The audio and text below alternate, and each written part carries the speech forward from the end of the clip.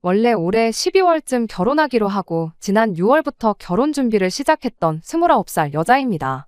여기에 이렇게 저희 이야기를 하고 있는 걸 보면 결혼이고 뭐고 다 엎어버리고 하소연하러 찾아왔다는 걸 벌써 눈치채신 분들도 계실 것 같네요. 연애 기간이 그렇게 길었던 건 아니지만 그래도 좋은 사람이라는 확신이 있어서 결혼하기로 정했던 건데 이렇게 결혼 준비 시작하자마자 전부 엎어버리게 될 줄은 정말 몰랐어요. 아무리 파리 안으로 굽는 법이라지만 결혼하면 저도 가족이 되는 건데 한 가족이 될 사람으로서 동등한 대우를 받아야 하는 게 당연한 거 아니겠나요?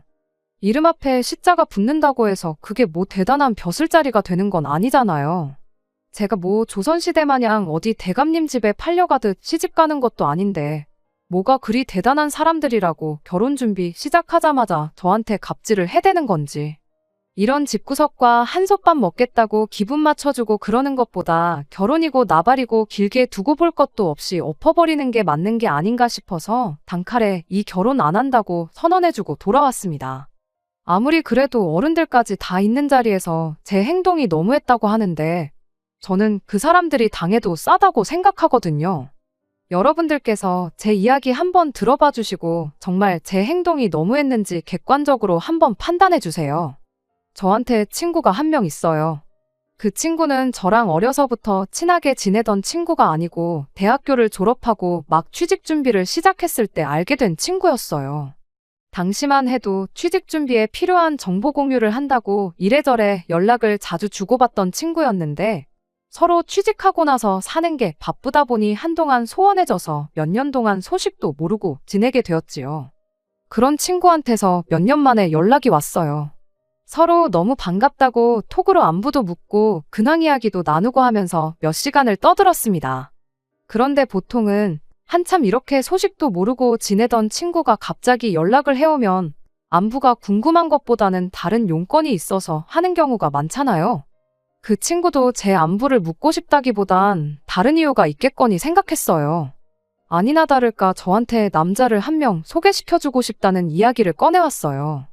그때쯤 제가 마침 한참 사귀고 있던 사람과 되게 안 좋게 헤어지게 되었는데 어디서 그 소식을 들었나 보더라고요. 아무튼 그때 친구한테 소개를 받게 된 게 제 남자친구였습니다. 남자친구는 저보다 5살 연상으로 제 친구하고는 대학교 때부터 알고 지낸 사이였던 사람이었어요. 아무튼 그렇게 친구의 주선으로 남자친구를 처음 만나게 되었고 그렇게 몇 번 더 만나다가 남자친구와 연애를 시작하게 되었습니다. 연애 6개월 차가 되었을 때 남자친구가 먼저 결혼에 대한 이야기를 꺼내왔어요. 연애만 하는 것도 좋지만 자기가 아무래도 나이가 있다 보니 결혼을 생각하지 않을 수가 없다면서 조금 더 진지하게 저랑 만나고 싶다고요. 말씀드렸던 것처럼 지금 남자친구를 만나기 전에 만나던 사람과 조금 마무리가 안 좋게 헤어졌었거든요. 그런데 이렇게 갑자기 나타난 남자친구가 똥차가 가고 찾아온 벤츠가 아닌가 하는 착각까지 하게 되었죠. 남자친구를 만나기 전에 만나던 사람과 워낙에 안 좋게 헤어졌다 보니 남자친구가 더 좋은 사람처럼 보였나 싶었던 것 같아요. 객관적으로도 학벌이나 직장, 뭐 하나 전에 만나던 사람보다 빠지는 게 없는 사람이기도 했어요. 아무튼 저도 늦은 나이는 아니지만 곧 30을 앞두고 있던 나이다 보니 남자친구가 꺼낸 결혼 이야기를 긍정적으로 받아들이게 되었습니다. 그 뒤로 반년 정도를 더 만나다가 지난 6월에 남자친구의 청혼을 받게 되었고 그렇게 저희는 올해가 가기 전에 결혼식을 올릴 계획을 세우고 본격적으로 결혼 준비를 시작하게 되었습니다. 남자친구와 저 사이에 친구가 있다 보니 결혼 이야기 오가는 동안에 서로가 말은 안 했지만 대충 조건이 어느 정도인지에 대해서는 어렴풋이 알고는 있었어요. 그러다 남자친구의 청혼을 받고 나서는 쉬쉬할 일도 아니겠구나 싶어서 서로의 경제 상황에 대해서 오픈을 하게 되었습니다. 일단 저는 현재 외국계 기업에서 일을 하고 있어요. 올해로 입사 4년차 대리고 세금 같은 거 전부 제외하고 월급을 280 정도 받고 있습니다. 또래들과 비교하면 뭐 엄청 모자란다 싶을 만큼 적게 버는 것도 아니고 평범한 편이지요. 그래도 회사가 외국계다 보니 추가 근무를 한 것에 대해서는 칼같이 계산을 해주는 편이에요. 마음만 먹으면 잔업의 야근 이런 거에서 월 300 정도는 맞춰서 벌 수 있지만 제가 워라밸을 중시하는 사람이다 보니 돈 얼마 더 버는 것보다 일찍 퇴근해서 이것저것 배우며 자기 개발하는데 더 시간을 쏟고 있습니다. 아무튼 직장 생활 시작한 이래로 제가 저금으로만 2천만 원 정도를 가지고 있습니다. 연봉 받는 거 치고 저금이 적은 이유는 대부분의 재산을 주식으로 보유하고 있기 때문입니다. 작년과 재작년에 어떻게 운이 좋아서 주식으로 조금 재미를 봤어요. 주식 계좌에만 한 5천만 원 정도 들어있고요. 더 모으려면 더 모을 수 있었지만 말씀드린 대로 제가 이것저것 배우러 다니는 걸 좋아해서 생활비 외에도 추가적으로 들어가는 부분이 있다 보니 그렇게 7천 가지고 있는 게 전부입니다. 남자친구는 저보다 연봉이 훨씬 높아요. 저랑 5살이나 차이가 나는 만큼 사회생활 경력도 더 길지만 그런 거 다 감안해서 제가 같은 경력이라 할지라도 남자친구가 버는 만큼 벌지는 못합니다. 월급은 이것저것 다 떼고 380 정도 들어오고 명절이나 연말에 나오는 수당 같은 것까지 계산하면 월급이 400을 넘는다고 봐도 무방합니다. 그런데 모아놓은 돈이 4천만 원이 전부였어요. 대신 할부가 다 끝난 차가 한 대 있었습니다. 저는 별말 안 했는데 자기가 차를 처음 샀을 때 출고가가 4천 정도였다고 그럼 저보다 1천만 원은 더 모아놓은 거라고 봐도 무방하지 않냐고 하는 걸 보니 자기가 돈을 썩 잘 모으지 못했다는 걸 알고는 있는 눈치였어요. 그래도 제가 돈을 그것밖에 못 모았냐고 따진 것도 아니고 아무 말도 안 했는데 저러는 걸 보니까 좀 어이가 없었습니다. 그래서 차를 샀을 때 가격이 아니라 지금 당장 처분했을 때 얼마나 쳐주는지를 봐야지 맞는 거 아니냐고 한마디 따졌죠. 그랬더니 남자친구가 난데없이 제 주식을 가지고 걸고 넘어져 왔습니다. 주식도 팔아야 돈인 거 모르냐고 지금 주식 계좌에 있는 5천만 원이 내일도 똑같이 5천만 원이라고 생각하지 말라고 하는 거예요. 주식이라는 게 원래 예상할 수 없는 것이다 보니 남자친구 하는 말이 틀린 말은 아니었지만 그 상황에서 그런 말을 한다는 건 억지나 마찬가지였습니다. 그 말이 나온 순간 당장 제 주식을 처분해버리면 되는 상황이었으니까요. 남자친구야말로 자동차를 당장 업자한테 넘긴다고 하면 출고가 4천은커녕 절반값이나 받을 수 있을까 말까였으니 말이에요. 그렇게 따지고 들면 그만인 이야기였지만 사실 애초에 처음부터 저는 저희가 결혼을 앞두고 서로 경제 상황을 알기 위해 말을 꺼낸 거지 돈이 얼마나 인내업내를 가지고 싸울 생각이 없었습니다. 저 또한 당장 제 돈의 대부분이 주식에 묶여있는 상황이었던 데다가 계속 상승세를 타고 있는데 결혼 때문에 굳이 그 돈을 빼고 싶지는 않았거든요. 적어도 신혼집 구하기 하루 전까지는 손에 쥐고 있고 싶었고 가능만 하다면 향후 몇 년은 그냥 들고 있고 싶었던 게 제 마음이었어요. 그러니 따지고 보면 저는 수중에 2천밖에 없는 거나 마찬가지였는데 그 상황에서 제가 남자친구한테 돈을 너무 못 모은 거 아니냐고 따지고 들 이유가 하나도 없던 상황이었습니다. 그래서 남자친구한테 그냥 결혼 앞두고 우리 상황이 어떤지 알고 싶었을 뿐이지 모아놓은 돈은 크게 상관없다. 어차피 대출을 꽤 많이 끼고 시작할 텐데 오히려 오빠 월급이 좋은 게 훨씬 다행인 거 아니냐. 지금 당장보다는 앞으로가 중요한 거 아니겠냐. 이렇게 말해주면서 오해는 풀었고 다툼까지 가지는 않았네요. 그제서야 남자친구도 조금 평정심을 되찾더니 모아놓은 돈이 별 볼 일 없던 이유에 대해서 나름 해명 아닌 해명을 해줬어요. 자기가 취직한 이래로 부모님한테 직접적으로 돈을 드렸던 적은 한 번도 없지만 여태껏 자기가 공부할 수 있는 여건도 마련해 주시고 지금 이렇게 자리 잡을 때까지 부모님이 자기한테 해주신 게 있지 않냐고. 이날이 때껏 자기한테 베풀어 주신 만큼 전부 돌려드릴 수는 없겠지만 최대한 자기가 힘닿는 데까지는 잘해드리고 싶어서 그랬던 거라면서요. 차를 일찍 뽑은 것도 평생 일하는 것밖에 모르고 사셨던 두 분이시다 보니 쉬는 날에 어디 놀러 갈 줄도 모르셔가지고 이젠 그렇게 고생만 하실 필요 없다고 자기가 주말이면 여기 모시고 다니고 저기 모시고 다니고 하려고 뽑았던 거랍니다. 제 질문에 예민하게 굴었던 이유는 혹시나 자기가 모아놓은 돈이 별로 없다는 이유로 청혼을 받자마자 결혼을 안 한다고 나올까봐 그랬던 거라며 자기가 성급했다고 사과를 바로 해왔어요. 1년 짧은 기간이나마 연애하는 동안 한 번도 다툰 적이 없었는데 결혼하기로 하자마자 크게 다투진 않을까 싶었는데 자기가 잘못했다는 거 바로 인정하고 사과를 하는 모습에 안심이 되더라고요. 쓸데없이 자기 자존심 지키겠다고 계속 화내는 것보다 인정할 거 인정하는 모습이 100배 1000배 낫다고 생각했거든요. 그리고 동시에 가족들한테 잘하는 가정적인 면도 좋게 보였어요.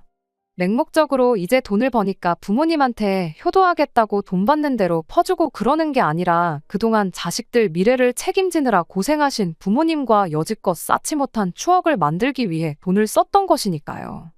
자기만 알고 이기적인 그런 사람보다야 그런 마음을 쓸 줄 아는 모습이 좋아 보였어요. 저도 결혼하면 한 가족이 되는 거잖아요. 아무리 100세 시대라지만 인생이 결코 긴 게 아닌데 돈 없이는 사랑도 행복도 찾을 수 없다지만 아무 추억도 만들지 않고 돈만 쥐고 있는 게 능사는 아니라고 생각하기도 하고요. 그 와중에도 자기 미래를 대비하겠다고 저금을 했던 것도 아무리 액수가 4천밖에 되지 않을지라도 아무 생각 없이 덮어놓고 돈만 펑펑 쓰는 생각 없는 사람처럼 보이지도 않았고 말이죠. 말씀드렸다시피 어차피 월급 또한 저보다 남자친구가 월등히 좋았고 저나 남자친구나 뭐 배우러 안 다니고 여행 같은 거 안 다니고 월급을 받는 족족 모았다고 한들 대출 없이 서울에 집을 구하는 게 어디 가능키나 한 일이겠나요? 물론 빚이라는 게 적으면 적을수록 좋은 거라지만 한편으로는 돈 빌리는 것도 능력이라고 하잖아요. 대출을 조금 더 받더라도 맞벌이 생활 유지하면서 하나씩 차근차근 맞춰나가는 게 맞다 싶었습니다. 다행히 남자친구가 벌써 차도 가지고 있었고 하니 집 문제만 빼놓고 생각해보면 당장 크게 돈 나갈 곳이 없다고 봐도 무방했지요.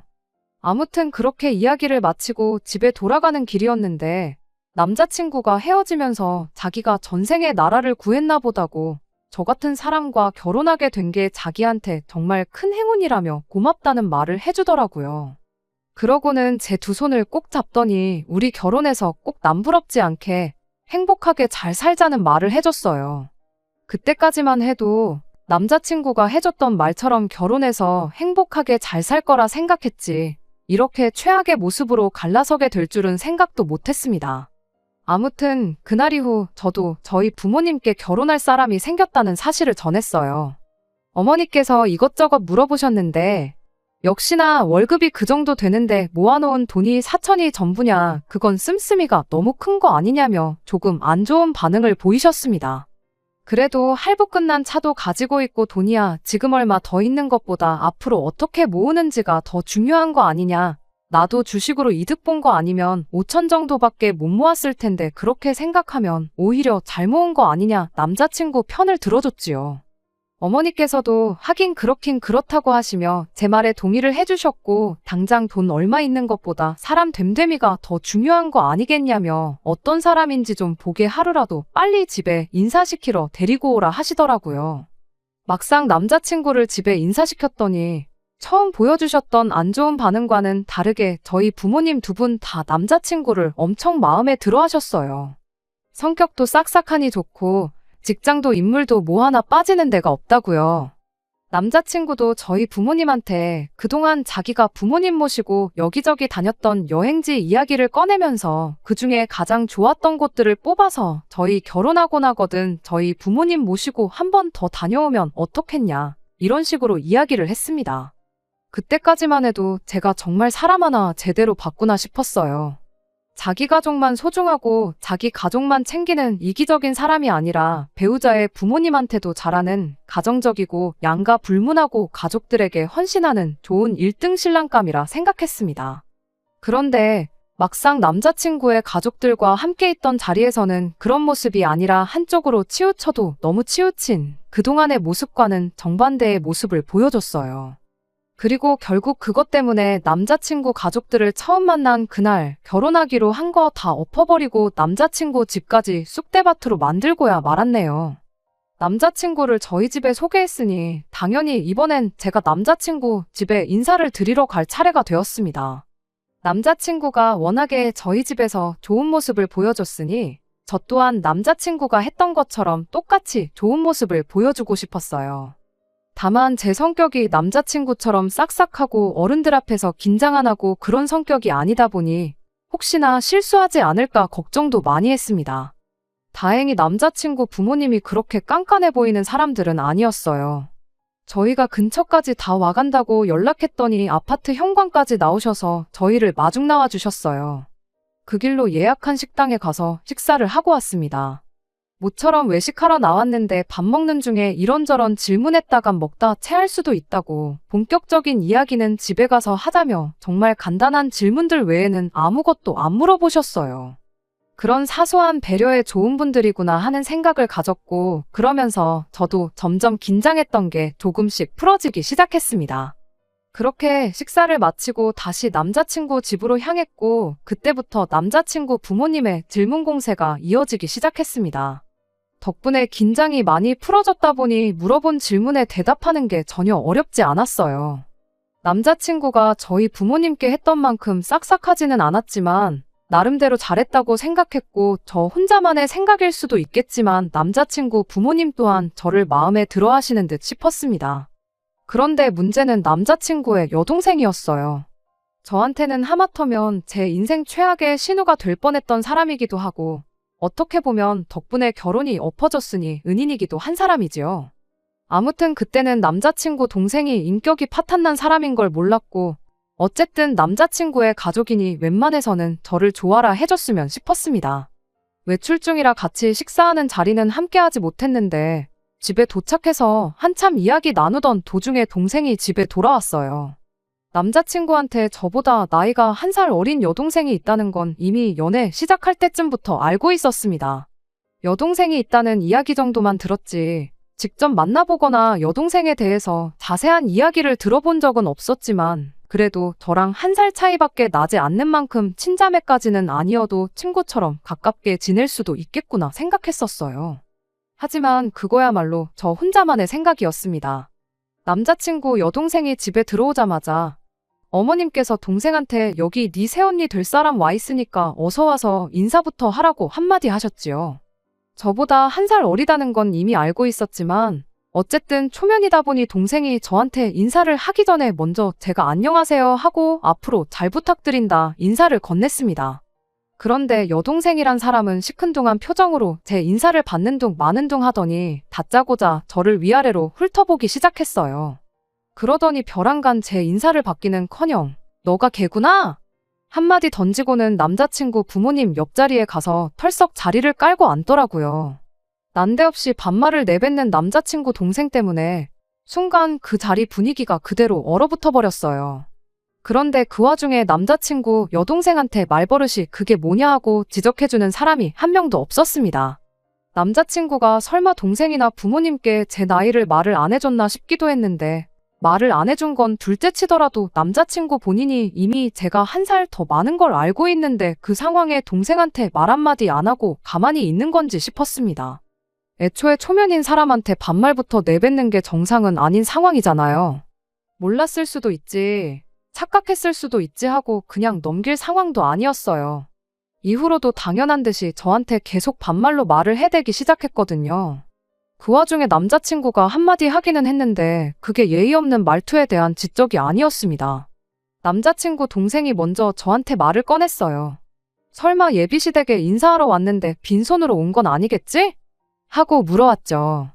그때 남자친구가 처음으로 입을 열었는데 그게 말투에 대한 지적이 아니라 설마 빈손으로 왔겠냐는 대답을 하고는 제가 사가지고 온 과일 바구니를 턱으로 쭉 하고 가리키더라고요.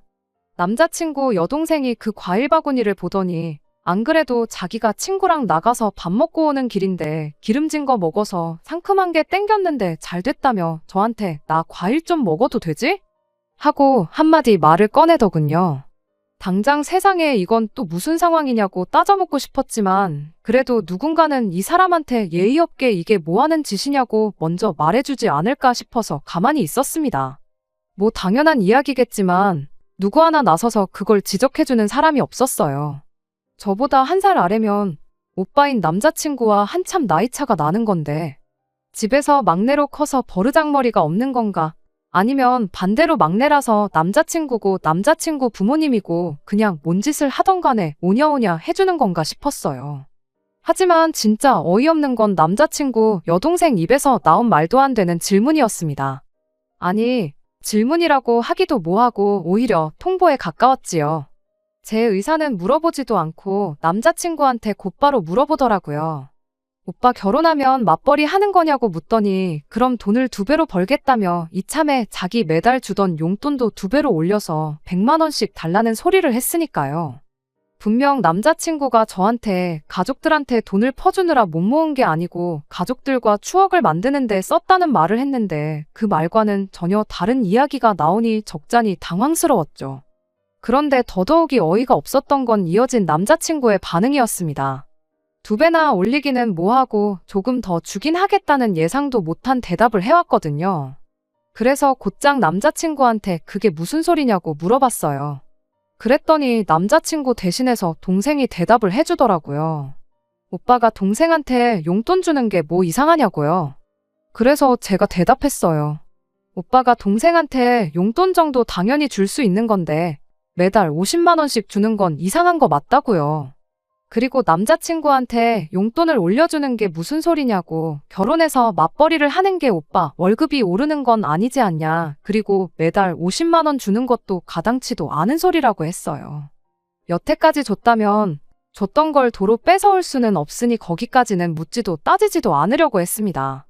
다만 앞으로 저희 결혼할 때까지, 아니 못해도 결혼식 올리고 나서는 더 이상 용돈은 줘서는 안 된다고, 우리가 뭐 억만금을 모아놓고 결혼하는 것도 아니고 대출만 몇 억을 받게 생겼는데 그런 데다가 쓸 여유는 이제 없는 거 알지 않냐고요.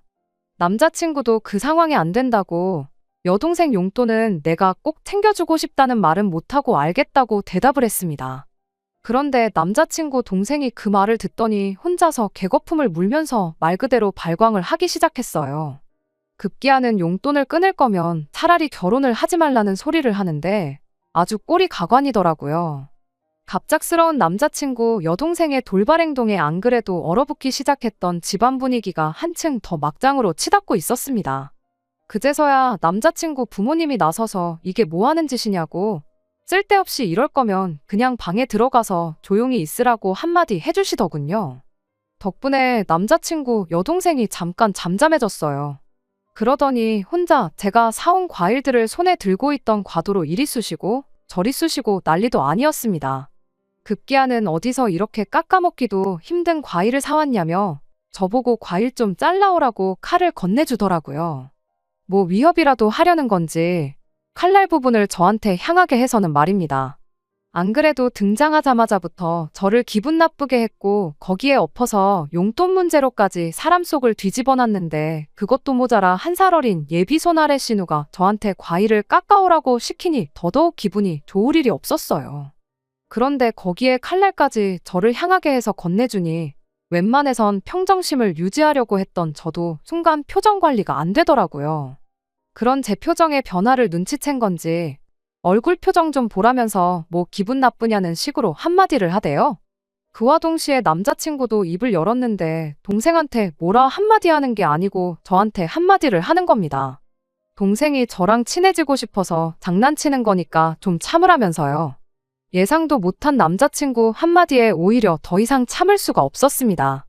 100번 양보해서 이걸 장난으로 봐준다고 해도 정도가 있지, 초면에 반말하는 것부터 행동까지 이게 뭐 하는 짓이냐고 한마디 했어요. 그랬더니 남자친구 여동생이 저한테 한다는 소리가 키도 조그만 게 보기보단 성깔이 있네 하면서 왜 우리 엄마 아빠가 네 편 들어주니까 기세가 등등해진 거냐고 한마디 하더라고요. 대놓고 시비를 걸어오는데 암만 자리가 자리라고 할지라도 저도 가만히 듣고만 있지는 않았어요. 그때까지만 해도 파혼할 생각은 없었으나 그렇다고 해서 여기서 제가 꼬리를 내리면 결혼 후에도 평생을 두고 저렇게 시비를 걸어올 게 뻔하겠구나 싶었거든요. 그래서 한마디 했어요.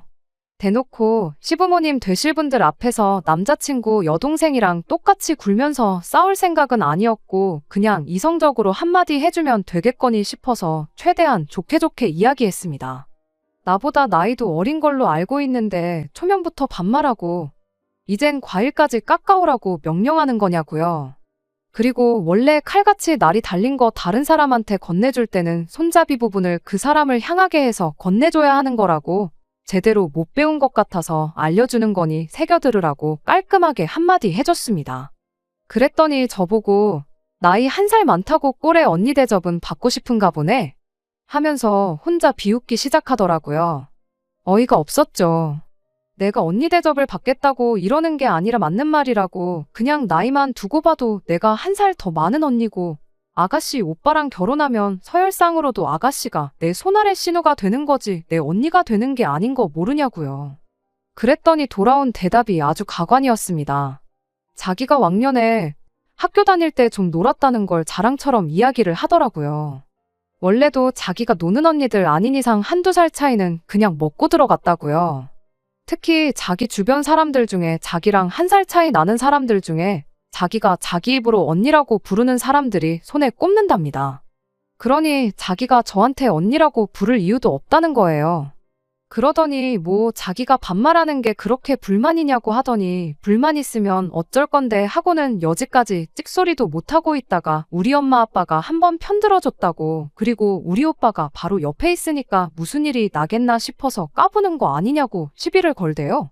딱 보니 믿는 구석 없으면 내 눈도 똑바로 못 마주치고 깔고 다녔을 스타일인데, 내가 너 같은 애들 한두 번 상대해보는 줄 아냐면서 세상 참 많이 좋아졌답니다. 예전 같았으면 그냥 묻지도 따지지도 않고 뭘 꼬나보냐 한마디 해주고 머리끄댕이부터 붙잡아 아주 초죽음을 만들어놨을 거라나요? 그 와중에 남자친구던 남자친구 부모님이던 누구라도 동생이 파혼하라고 고사를 지내는 건지 지 혼자 미쳐 날뛰는 걸 말려줬더라면 저 또한 파혼까지 택하진 않았을 수도 있어요.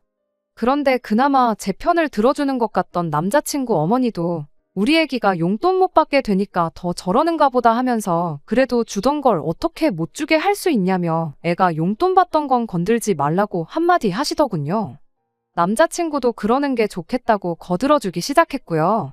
이젠 온 가족이 나서서 자기를 도와주니 남자친구 여동생이 아주 기가 살아가지고는 이제 네 편은 아무도 없는 것 같은데 전세가 역전된 거 딱 봐도 모르냐며 알아서 기라고 한마디 하는 겁니다. 그때 저도 뚝하고 제 인내심이 끊어졌어요.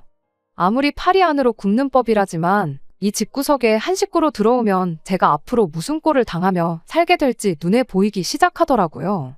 그렇게 파혼까지 각오하니 저 혼자 예의 차리고 좋게 좋게 말할 이유도 없다 싶어서 저도 그때부터 똑같이 반말로 말을 하기 시작했습니다.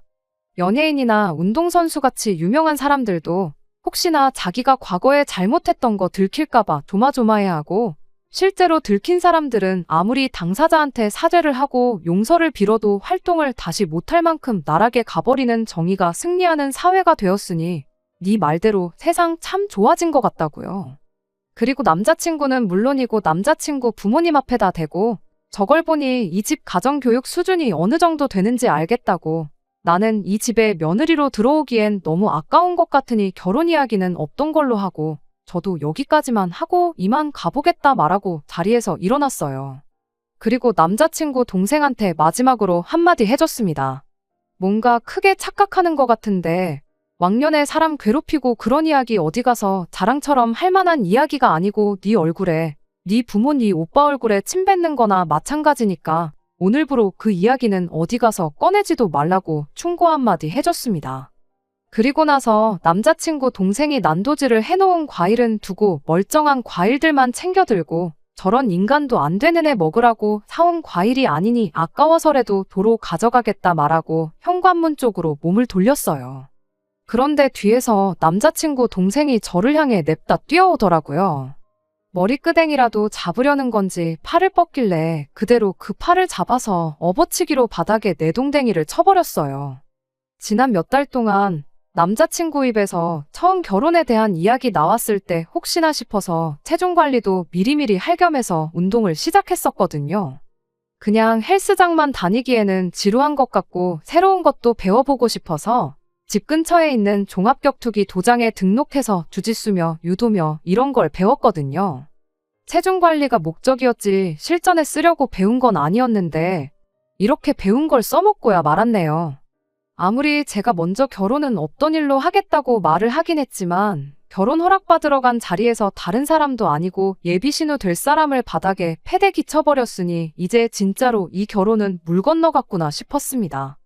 갑자기 펼쳐진 상황에 다들 당황한 기색이 역력했는데 그 틈을 타서 집에서 빠져나왔어요. 그제서야 남자친구가 정신을 차린 건지 저를 쫓아나왔는데 급하게 제 손을 낚아채서 한다는 소리가 미안하다는 사과가 아니라 지금 어른들 계신 데서 뭐 하는 짓이냐고 따지고 들더라고요. 그러더니 당장 동생한테 먼저 사과하라길래 낚아챈 제 손을 쥐고 있던 남자친구 손을 그대로 비틀어 꺾어버렸어요. 이것도 도장에서 호신술 수업 시간 때 배운 건데 이런 데서 또 써먹을 줄은 몰랐네요. 그대로 손목이 꺾인 남자친구가 비명을 지르며 그대로 바닥에 주저앉더라고요. 마무리까지 이렇게 확실하게 정을 떼주니 오히려 고마울 따름이었습니다. 참 좋은 사람이라 생각했고 결혼까지 생각했는데 본 모습이 이런 사람일 줄은 몰랐다고. 동생 용돈 못 주게 된 게 엄청 아쉬워 보였는데 오히려 잘 된 거 아니냐고. 평생 인간도 못 되는 동생 뒷바라지나 해주면서 살라고 한마디 해주고 집에 돌아왔습니다. 저희 어머니가 이야기 듣더니 뭐 그런 경우 없는 집구석이 다 있냐며 어이없어 하시더라고요. 남자친구를 맘에 들어하긴 하셨지만 제 인생이 시궁창으로 빠지게 될 게 눈에 뻔한 상황인데 오히려 현명한 결정을 내렸다고 잘했다고 칭찬해 주셨어요. 제가 나이가 많은 것도 아니고 능력이 없는 것도 아닌데 미천 다 드러난 집구석에 제가 시집갈 이유가 하나도 없다고요. 다들 하나같이 심지어 도장 사범님마저도 제가 잘했다고 이야기만 들어도 속이 다 시원하다는 반응이었는데 딱 한 사람 다른 반응을 보인 사람이 있었어요. 바로 남자친구를 저에게 소개해줬던 그 친구였습니다. 그래도 다른 사람도 아니고 남자친구 부모님이 계신 자리인데 그렇게 쑥대밭으로 만들어 놓았어야 했냐며 제가 잘못했다고 하더라고요. 남자친구가 자기 회사랑 가장 큰 거래처에서 일하는 사람인데 혹시나 제 일 때문에 자기 일하는데 지장이 생기면 어떡하냐면서 저보고 빠른 시일 내로 남자친구한테 사과를 했으면 좋겠다고 하더라고요. 아마 저를 소개시켜줬던 것도 남자친구한테 잘 보이려고 해줬던 거겠구나 싶었고 그걸 알게 되니 이 친구하고도 계속 가깝게 지낼 이유가 없겠구나 싶었습니다. 남자친구나 이 친구 말 맞다나 예비시 부모님 될 사람 앞에서 그 집 딸을 바닥에 패대기 치고 예비 신랑 손목을 꺾어서 무릎까지 꿇게 만든 게 정말 제가 잘못한 일인가요? 저는 아직도 제가 잘못한 거 하나도 없다고 생각합니다. 그 인간들은 당해도 싼 인간들이고 그 정도로 해도 평생 정신 못 차리고 살 거라는 걸 알고 있거든요. 어차피 취직한 이래로 연락도 거의 없이 생사 정도만 알고 지낸 친구였다 보니 손절하는데 그렇게 아쉬움이 남거나 어려운 건 하나도 없었어요. 덕분에 제 인생에 평생 필요 없을 인맥도 하나 정리했네요. 아무튼 이렇게 결혼식 날짜까지 대충 잡아두었던 남자친구하고는 평생 두 번 다시 볼 일이 없게 되었습니다. 다른 사람들 말만큼 제 29 나이가 새로운 만남을 시작하기에 너무 늦은 나이라고는 생각하지 않아요. 물론 이렇게 대일 만큼 대인 상황에 당장이라도 누구를 만나야겠다는 건 아니지만 다음에 만나는 사람은 제발 정신머리 똑바로 박히고 정신머리 똑바로 박힌 가족들을 가지고 있는 평범한 사람이면 좋겠습니다. 끝까지 들어주셔서 감사합니다. 오늘의 사연은 여기까지입니다. 구독과 좋아요, 알람 설정 부탁드리고 더 좋은 사연으로 다시 찾아뵙겠습니다. 감사합니다.